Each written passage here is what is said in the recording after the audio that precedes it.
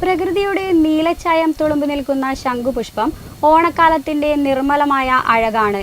ഓണത്തുമ്പികൾ പാറി നടക്കുന്ന വീട്ടുമുറ്റത്ത് അതിരാവിലെ വീഴുന്ന മഞ്ഞുതുള്ളികളെ ഏറ്റുവാങ്ങി വിടരുന്ന ശംഖുപുഷ്പം ഗൃഹാതുരത്വമുണർത്തുന്ന ബാല്യകാല ഓണ ഓർമ്മകളുടെ സുഗന്ധമുള്ളൊരു പ്രതീകം കൂടിയാണ്. ചിങ്ങമാസത്തിലെ തെളിഞ്ഞ വെയിലിൽ മാവേലി തമ്പുരാനെ വരവേൽക്കാൻ ഗ്രാമവീഥികളും നാട്ടുതൊടികളും ഒരുങ്ങുമ്പോൾ പ്രകൃതി ഒരുക്കുന്ന പൂക്കളുടെ വസന്തം ഏതൊരു മലയാളിയുടെയും മനസ്സിൽ കുളിർമഴയായി പെയ്യും. വെളുത്ത തുമ്പപ്പൂവും മഞ്ഞ മുക്കുറ്റിയും ചോന്ന ചെത്തിയും വയലറ്റ് കാക്കപ്പൂവുമൊക്കെ നിറഞ്ഞ നാട്ടുതൊടിയിലെ പൂക്കളത്തിൽ എന്നും വേറിട്ട സൗന്ദര്യത്തോടെ ശോഭിച്ചു നിൽക്കുന്ന അപൂർവ ചാരുതയാണ് ശംഖുപുഷ്പത്തിൻ്റേത്. ശാന്തതയുടെയും പവിത്രതയുടെയും പ്രതീകമായ ഈ നീലപ്പൂക്കൾ കടും വർണ്ണങ്ങൾക്കിടയിൽ പൂക്കളത്തിന് പ്രത്യേകമായൊരു സൗമ്യത നൽകുന്നു.